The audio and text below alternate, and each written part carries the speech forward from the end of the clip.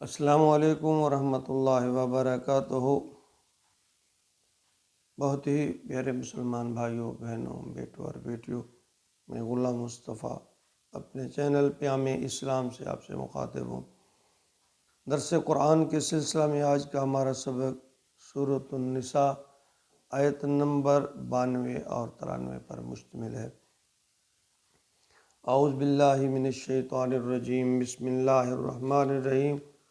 وما كان لمؤمن ان يقتل مؤمنا الا خطأ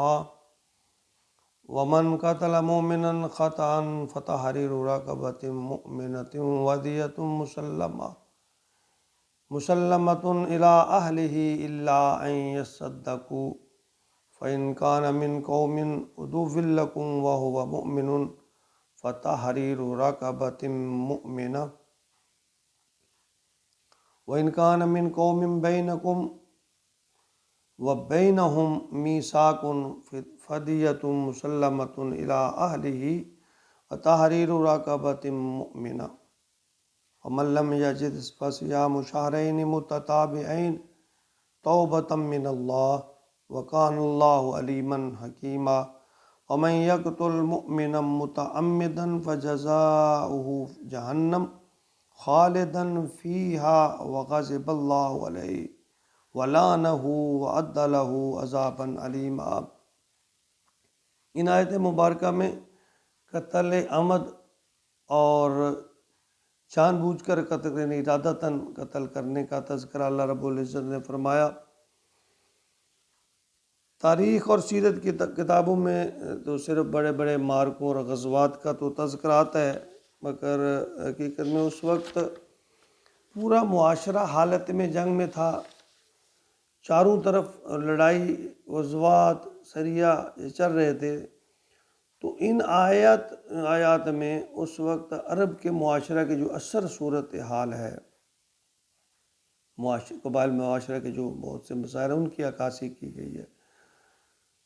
کہ اس ماحول میں اگر یعنی یہ تھا کہ فرض کریں ایک شخص نے کسی دوسرے کو قتل کر دیا اور قاتل اور مقتول دونوں ہی مسلمان ہیں۔ قاتل کہتا ہے کہ میں نے عمدن ایسا نہیں کیا اور میں نے تو شکار کے لیے کوئی تیر یا نیزہ یا کوئی چیز پھینکی تھی، چلایا تھا تیر، تو اتفاقاً نشانہ چو کر اس کو جا لگا۔ تو اب مسلمان کا مسلمان کو قتل کرنا، یہ دو طرح سے پھر اس کو قرار دیا، قتل عمد اور قتل خطا۔ تو صحت میں فرمایا وما کان لمؤمن، کسی مومن کے لیے روا نہیں ہے ان یقتل مؤمنا کہ کسی مومن کو قتل کرے الا خطا مگر غلطی سے، خطا کے طور پر۔ ومن قتل مؤمنا خطا، اور جو شخص کسی مومن کو غلطی سے قتل کر بیٹھے فتحریر رقبۃ مؤمنہ، تو وہ اس کے ذمہ ہے کہ ایک مسلمان غلام کی گردن کو آزاد کرے، غلام کو آزاد کرے۔ ودیۃ مسلمۃ، اور خون بہا جو ہے اس مقتول کا الی اہلہ، اس کے گھر والوں کو ادا کرے، الا ان یصدقوا، ہاں اگر وہ معاف کر دیں۔ یعنی اس میں قتل کا بدلہ قتل نہیں ہے، یہ ہے کہ ایک غلام آزاد کرے اور دیت جو ہے اس کو دے، یعنی قتل خطا کے بدلے میں قتل کو قتل نہیں کیا جائے، قاتل کو قتل نہیں کیا جائے گا، بلکہ دیت یعنی خون بہا دیا جائے گا۔ اور مقتول کا یہ ورثہ کا حق ہے اس میں، یعنی جو دیت ہے۔ فَإِنْ كَانَ مِنْ قَوْمِ عَدُوٍّ، اور اگر وہ مقتول جو ہے من قوم عدو لکم، ایسی قوم کا ہے جن کی تمہارے ساتھ عداوت ہے، دشمنی ہے، وَهُوَ مُؤْمِنٌ، اور تھا وہ مسلمان ہے، لیکن تمہاری ان قبیلے ان لوگوں کے ساتھ تمہاری جو ہے دشمنی ہے، فَتَحْرِيرُ رَقَبَةٍ مُؤْمِنَةٍ، تو پھر صرف مسلمان کے لیے غلام کا آزاد کرنا ہے، کیونکہ کافر قبیلے کا آدمی تھا، اور اگر اس کو دیت دی جائے گی تو اس کے گھر والوں کو ملے گی جو کافر ہیں، کیونکہ وہ مسلمان تھا، لہذا جہاں دیت معاف ہو گئی اور ایک غلام کو آزاد کرنا ہے، اب وہ برقرار رہا۔ وَإِنْ كَانَ مِنْ قَوْمٍ بَيْنَكُمْ وَبَيْنَهُمْ مِيثَاقٌ، اچھا دوسری صورت یہ ہے کہ اگر مقتول ایسی قوم سے ہے جن کے ساتھ تمہارا معاہدہ ہے، امن کا معاہدہ ہے،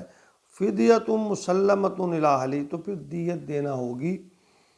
وہ تحریر رقبۃ مومنہ، اس کے گھر والوں کو اور ایک مومن غلام کو بھی آزاد کر، یعنی اگر تمہارا ان کے ساتھ کوئی امن کا معاہدہ ہے تو پھر تم دیت بھی دو گے اور ایک غلام بھی آزاد کرو گے۔ گویا یہ دو حق،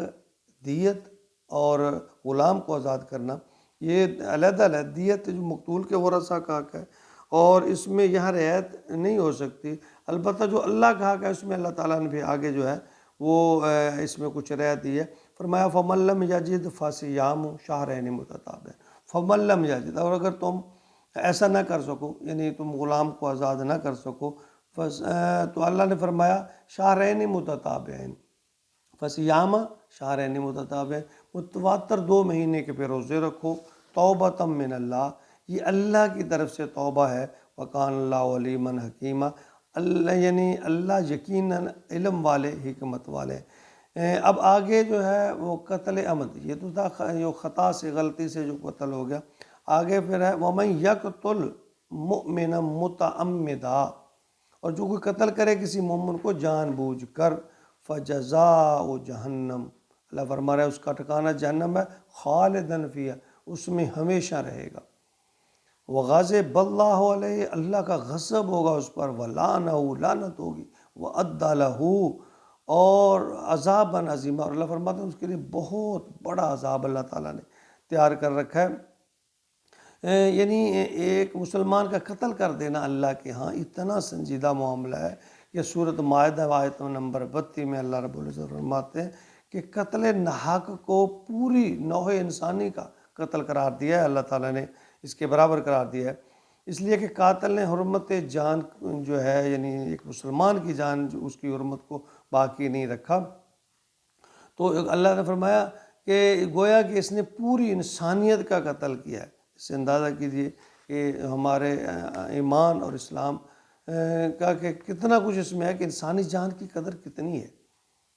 کہ ایک انسان کا قتل اللہ تعالیٰ فرما رہے ہیں، اور اگر وہ عمدن ہے، یعنی اگر وہ ارادتاً ہے،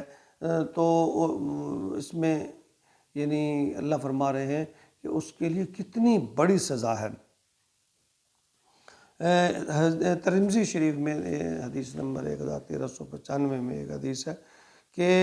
تم روئے زمین کے اور آسمان کے لوگ کسی ایک مسلمان کے قتل میں اگر شریک ہو جاؤ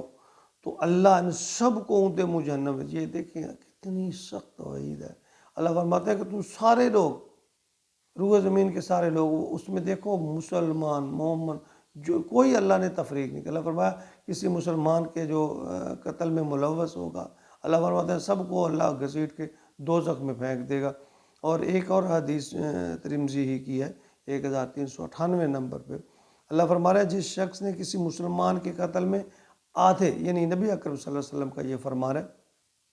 کہ جس شخص نے کسی مسلمان کے قتل میں آدھے کلمے کی بھی اعانت کی، سپورٹ کی، مدد کی، تو وہ قیامت کے دن اللہ کے سامنے اس حالت میں آئے گا کہ اس کی پیشانی پر لکھا ہوا ہوگا کہ یہ شخص اللہ کی رحمت سے محروم ہے۔ یعنی ان دونوں حدیث مبارکہ میں، یعنی وہ جو پچھلی حدیث میں نے اس کا تذکرہ فرمایا